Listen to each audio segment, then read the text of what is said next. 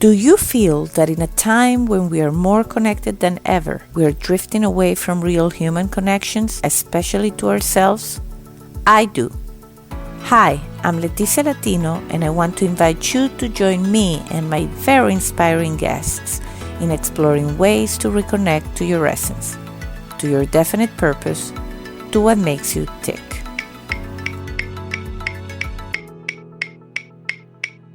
Are you ready?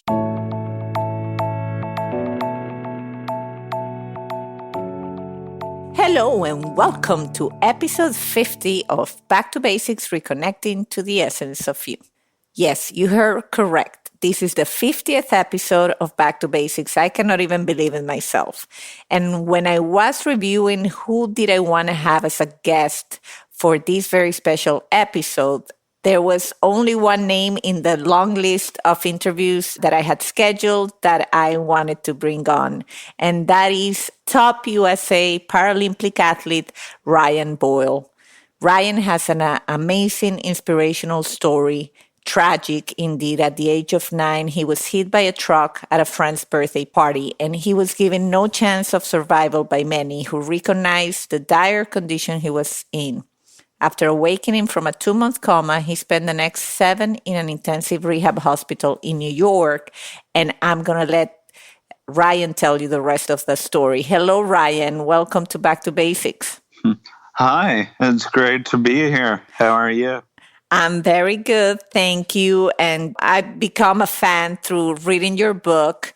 Ryan wrote a book called When the Lights Go Out, and it's about, telling what happened to him and how his family coped with it. And he's doing amazing things. So I definitely want us to chat about, unfortunately, that traumatic event because it defined your life. But at the same time, I also want you to share, about your training. And you were Tokyo bound, right? You were going to be in the Olympics. I didn't make the team, but I had high hopes. So okay. I was disappointed when the postponement happened. Yes, we're taping this episode after they announced due to coronavirus that they're gonna postpone the Olympics. Well, that gives you more time to train, Ryan. Exactly. So I definitely think that I think it's going to be now 2021, right? Yes. So, and after that, is it Paris? Yes. So, and you're a young guy. How old are you now? 26. Okay, so you have time for this. So so definitely I know that your accident I'm sure it's not a pleasant experience to remember, but at the same time I know you've been brave enough to share the experience through your book.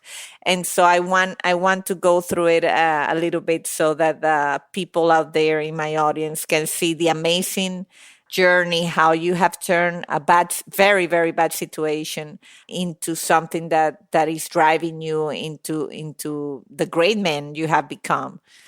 So first of all, I just want to hear of the pre-accident years, the young Ryan, at 9 or a little younger. What did you like to do? Who were you as a little child? Yeah. So I was very athletic.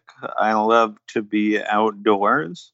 I remember when I would come home from school, I would get my homework done and then spend the rest of the day riding my bike around the yard. But I did BMX racing, and I got the nickname of Flying Ryan. I imagine. I read in the book you were a little daredevil. Right. Yeah. And very athletic. I think you had even as a very young, you had records in your school in terms of running and all that stuff. Oh, exactly. Yeah. I remember too that I had a dirt bike and a go-kart, and I would just drive those around all day. So I loved the outdoors. And where were you raised? In Connecticut. Okay, so you did have a lot of outdoors available to you there. Right. Yes. And I know you've shared in your book about, your special holidays. You used to go to a cabin or something like that. Oh, yeah. Tell me Yeah. about it. That sounds like a special place. Right. My parents had a cabin in New Hampshire on a pond. Mm. So we would go up there quite often for long weekends or for a couple of weeks in the summer or something like that. So we had a lot of great friends up there, and that was where I did a lot of my mountain biking. So it was a great place. It definitely sounds like it. And do you get, your family still have it? Do you get there at all these days or no? Unfortunately, no, but sometimes we make visits up there. Okay, okay, that's nice. So you sound, by all accounts, like a very, and I have a 9-year-old kid, son, and I admit reading the book was rough because having a son at the same age you were when you had your accident, you were almost 10. My son will be 10 in November, and he is very accident prone. So I've run to ER with him at least 6 times. And so, Oh, yeah, even when I was pregnant with my daughter, he fell down the stairs, and always very like, like at home kind of falls. I mean, but it was tough because I can recognize that he's very active as well. Like when I was reading in the pages, about you. But at the same time, me and my husband always say we don't want to cut that independence in him, and we don't want to cut that curiosity, because you can become right. the kind of mom that, oh, don't do this, don't do that. And there's danger, but at the same time, you don't want to take that away from them. Yeah, exactly. And so I saw a lot of Christian in you as I was reading, although he's not the fastest runner he wants to be, but for whatever reason he hasn't gotten there yet. But in any case, so you went to a friend's party, you got together. I think it was an overnight sleep when the events that led to your accident. Yes. So you were invited to a And friend's house. Tell us about it. yeah, so ironically, my family and I were supposed to be up in New Hampshire at our cabin because this was over Columbus Day weekend. But due to outstanding circumstances, that didn't happen. And I saw that a good friend of mine was having a sleepover party, so my mom let me go to that. And when I first arrived, it was a lot of fun because we went paintballing and then we got back and rode his dirt bike in the woods and, just horsed around with child's play and all that. And then we went inside to quote unquote sleep because no one sleeps at those. I can see that. Yeah, I can relate to Yeah, that. yeah. But in the morning, I remember having a bowl of cereal and then going out the door, and then I woke up 2 months later, not knowing what happened to me. Wow. Wow. So really that's when I guess that was the inspiration when you called their book When the Lights Go Out. It was almost like they shut them down, and then next thing you know, now you're facing a different reality. Yeah, exactly. And so basically you were playing in some sort of toy outside. Yeah, so the backstory is that I was playing on his big wheel toy in the driveway, but his driveway was slick at the time, and it was on a hill that led right to the road. and I slid down the driveway into the road.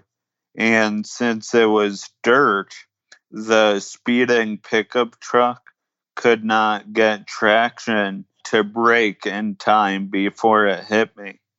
Wow, that's it's one of those things that unfortunately one can only process them as it was meant to be that way, and God obviously had a higher calling for you.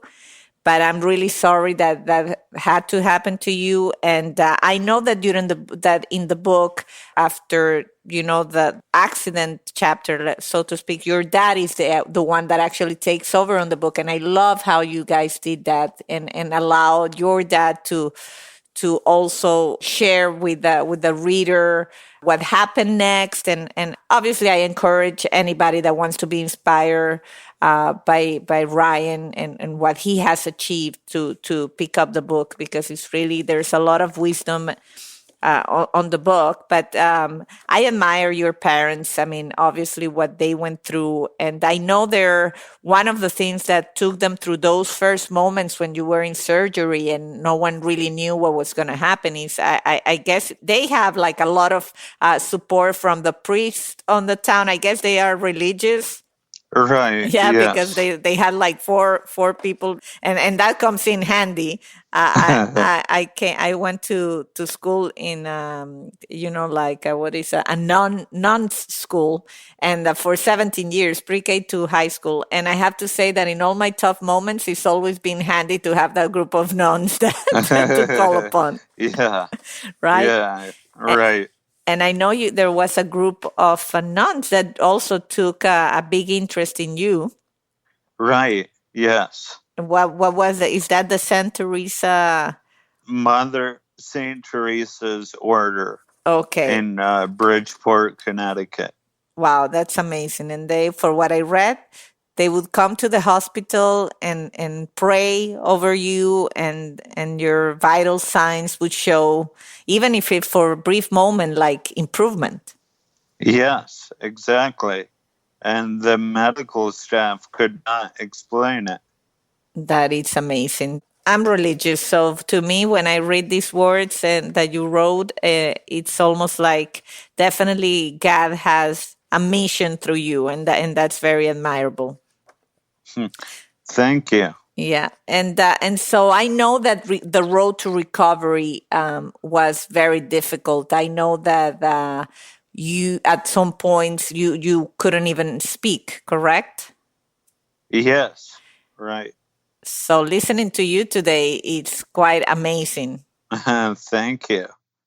Yeah, I remember in speech therapy early on, we made a communication board with pictures of a whole bunch of different emotions and feelings.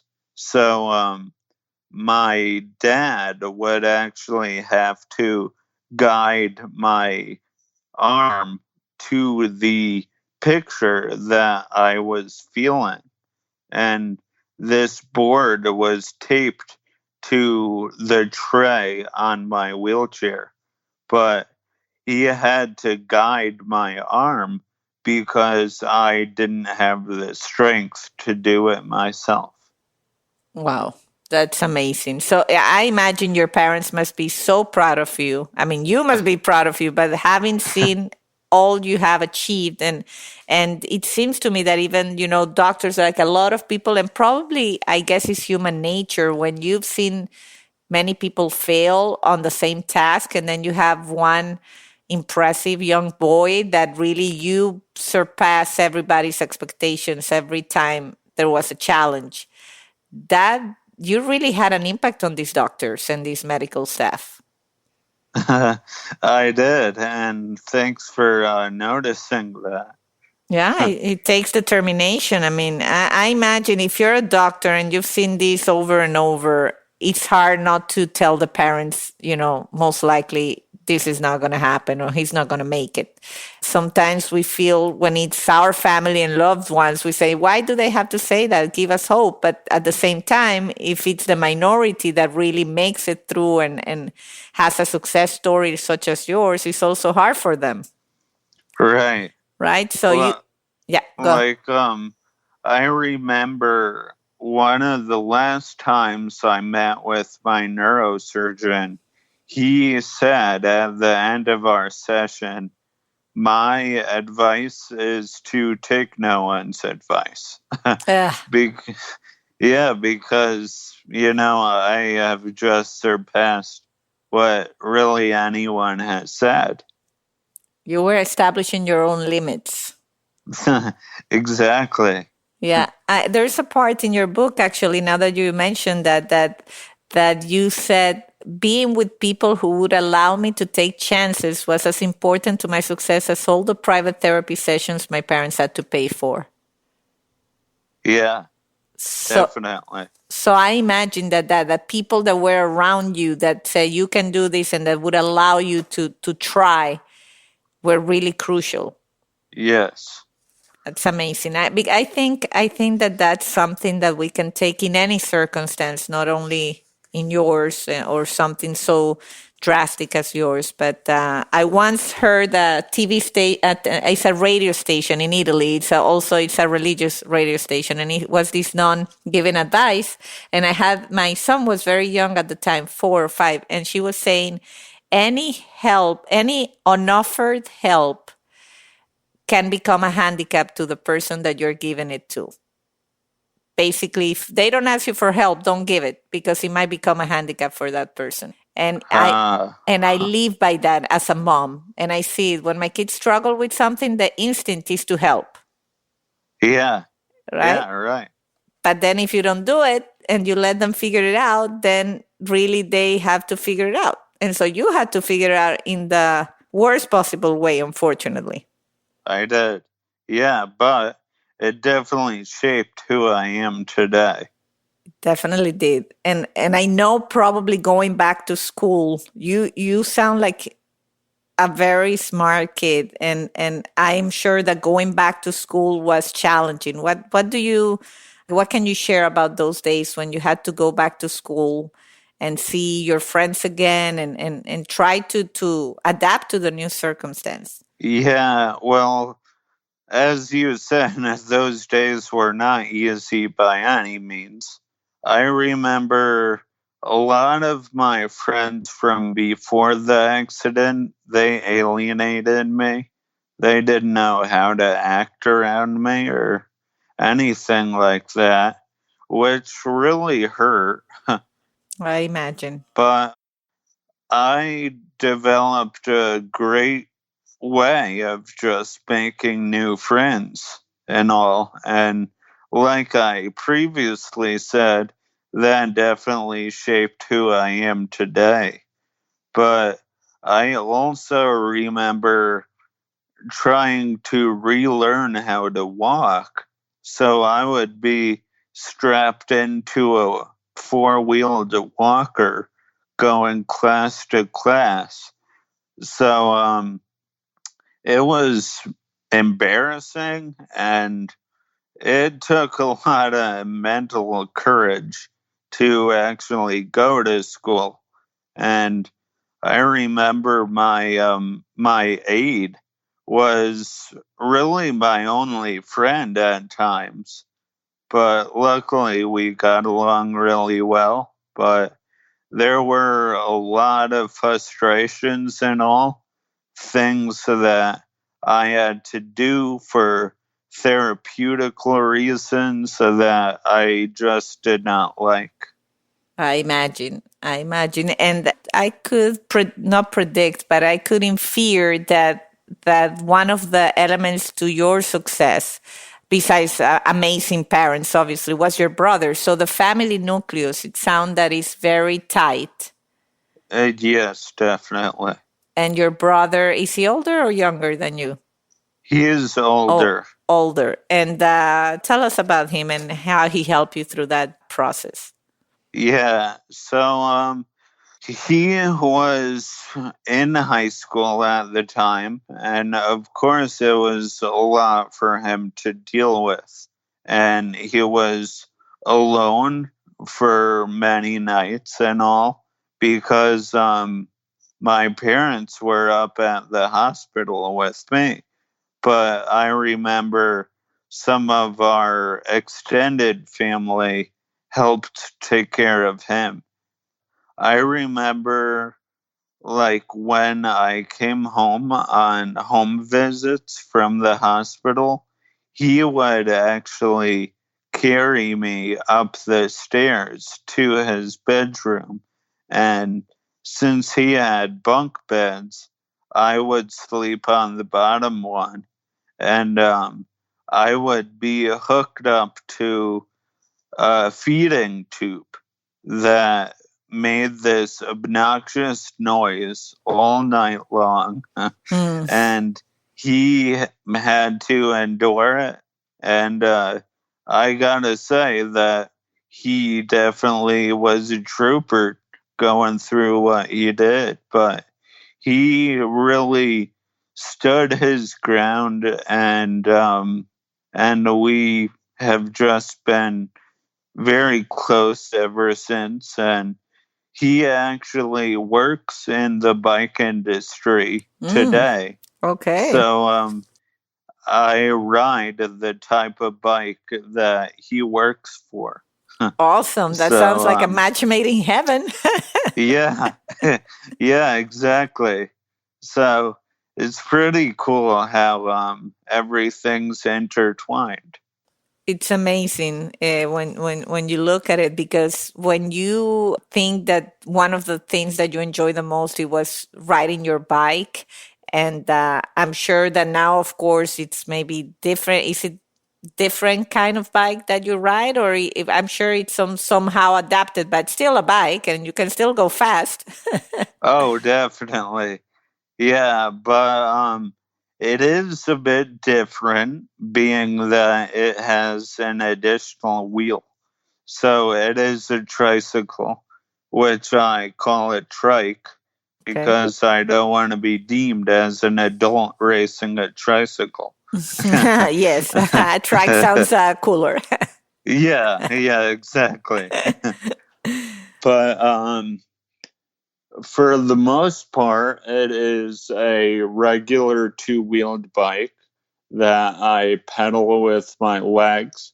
But the rear wheel is replaced by an axle that accommodates the two rear wheels for stability. So you can make any traditional bike into a trike. You just need that axle. Okay. Okay. No, that's it sounds, I've seen some of your pictures, and it looks pretty great, considering again that you had to overcome speaking again, writing again, walking again, and now you get to travel the world, right? You participated in the world championship, I guess, in Brazil. That was the Paralympics Oh, in Brazil. that's pretty Rio. It's a pretty cool city. Yeah, yeah, it was. That Yeah, definitely a dream come true. I mean, especially walking into the stadium for the opening ceremonies and all. I just knew how so few people on this earth get to experience what I did, and it was truly breathtaking. And you were one of them. Pretty amazing. Pretty Exactly. pretty amazing. And I think it was very brave that you wrote the book, because there's so many people out there probably listening to this podcast that they think they've been into a very bad situation and their life is done. And I think to recover from a traumatic brain injury like you did, and still have the life that you're living. When we first spoke the first time before this, I asked you if you were doing everything you wanted to do, and what was your answer to that? I love that answer, so I have to ask that. I asked to ask to share that. Right. So forgive me if I don't get it word for word. I'm sure you're gonna get it pretty close. But I gotta say that everything I'm doing is exactly what I want to do, and I'm just enjoying life every day, and I don't think there's anything special about it, but I mean, people like you or so many other people just look up to me and think the world of it. And I am very proud of that and incredibly grateful. Well, you got it word by word, I can say. And I mean, that I had to ask that answer when the first time we spoke, and I have to share this with the audience, guys. The first time we taped this interview, it got somehow deleted. It had never happened to me. So I get Ryan all a second time for myself and for my audience. So this is a treat, and he's been so nice to say, let's do it again. And so thank you, Ryan. That's the kind of guy you are. You're But it's just so motivating because I think there's something in the human being that we like to play the victim a little bit in our circumstances, and sometimes I feel we kind of compete who has it worse. When we call our friends, it's like I'm doing this and I'm doing that, and sometimes it's almost like you get to see who has the worst circumstance, and then you get to stories that are really out of everybody's league, and it puts things into perspective. And even the whole coronavirus thing, I think, is helping everybody to put perspective into our lives, right? exactly. Into there's bad situations, and it's all what you make about it. And I know that also in your book you write, or you wrote rather, don't let the disability control you, you control the disability. Yes. And that's And powerful. yeah, well, definitely, I think that's a very important motto to live by, especially in my circumstance, because, like, if I did let the disability control me, I would be nowhere near the shape I'm in today, and I wouldn't be enjoying life so much. Mm. I admire that. And I know you're a busy guy, so I'm not gonna, and this is the second time you're doing this for me, but there's a part that we haven't discussed. We just discussed a little bit, but I think it's important to me and also to share faith in your life. I mean, we already spoke family, that's an F, but also I believe faith, really the one that your parents had and the one that you had, really took you a long way. And I know that at some point you took a very special trip with your mom to visit the Virgin of Medjugorje. Right. And Yes. I know that that trip was important because it made you realize a few things. Can you share a little bit about that trip and some of your takeaways or realizations? Yeah.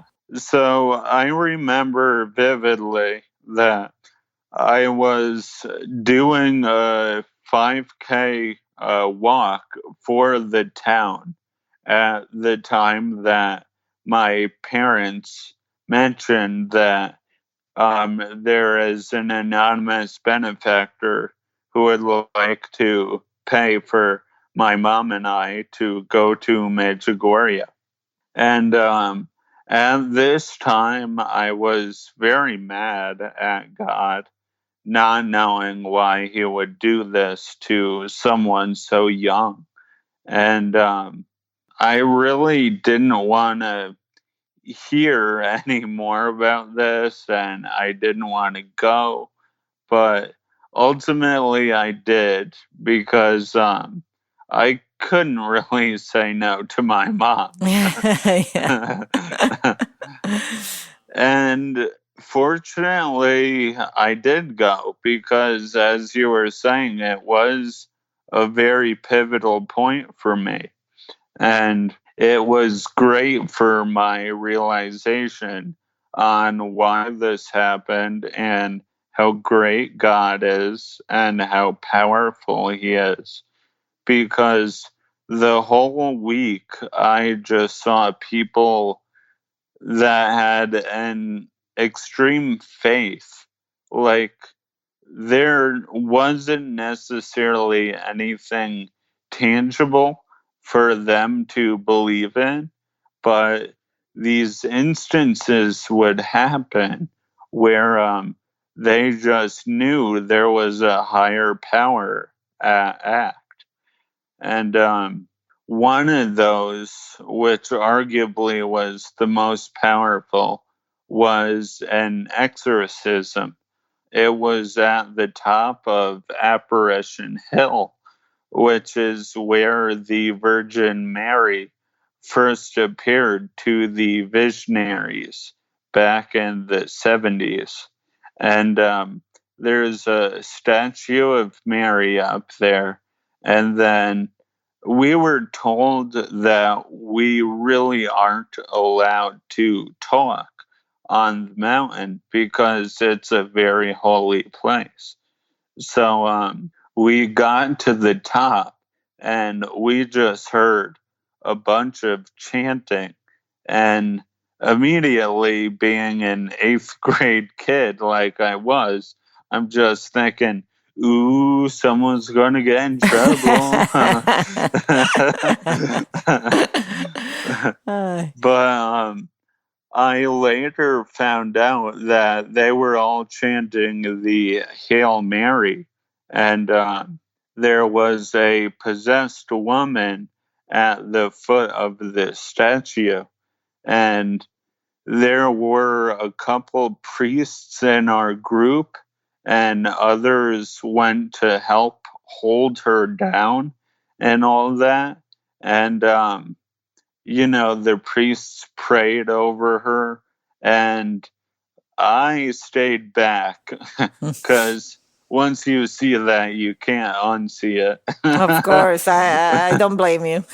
Yeah. But when everything was done with, it was successful. And the members of our group came back and reported what they saw. And her hair was changing colors. Her voice was changing, like from an old woman's voice to a little boy, and things like that. And hands were like being pressed out of her stomach and all.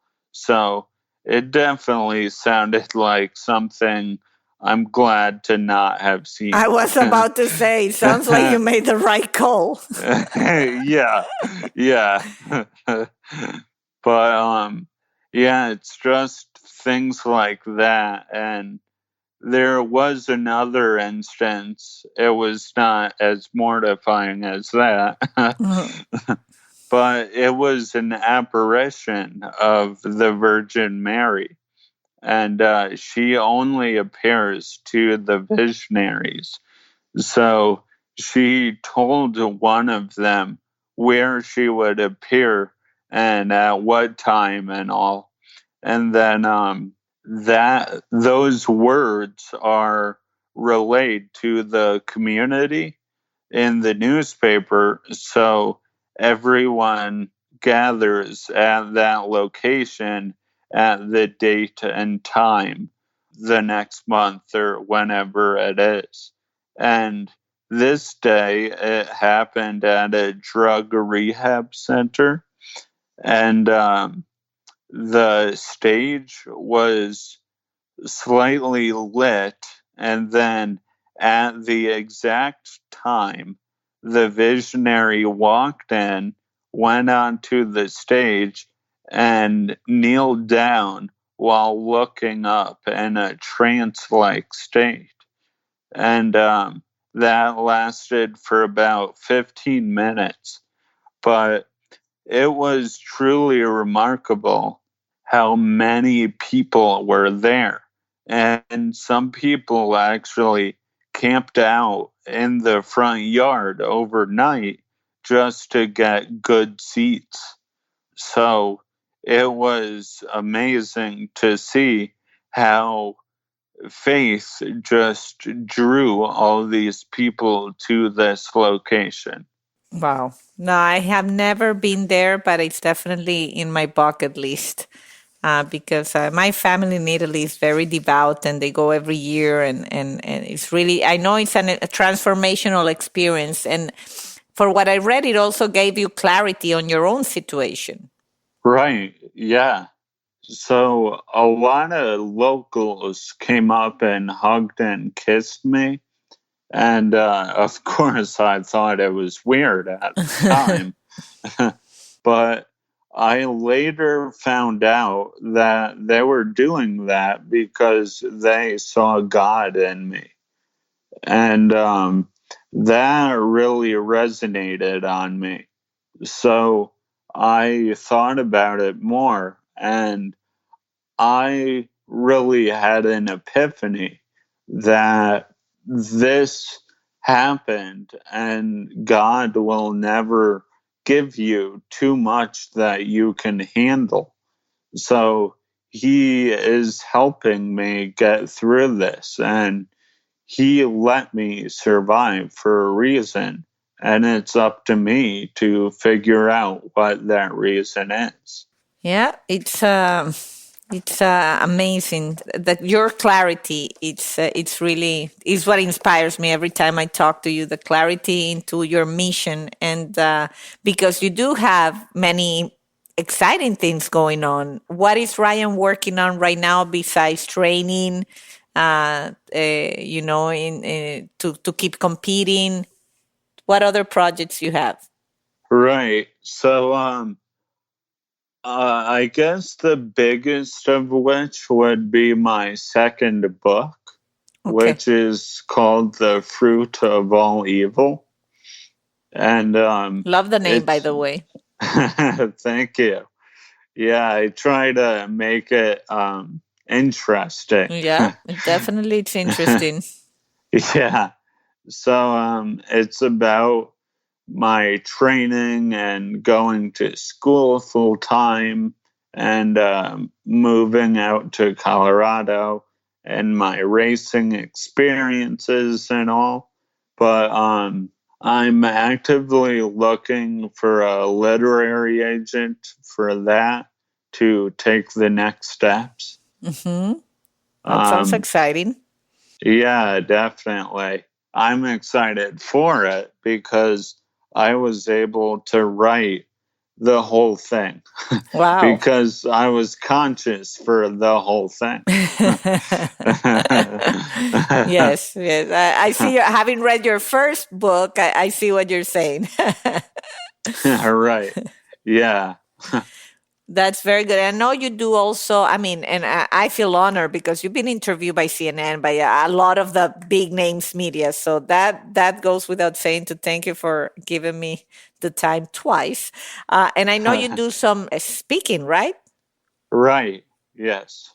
Great. And I'm going to put your webpage in a show notes so that everybody can get more familiar with Ryan's work. He's doing fantastic things and inspire others. And it's just your attitude towards life what has made me a fan.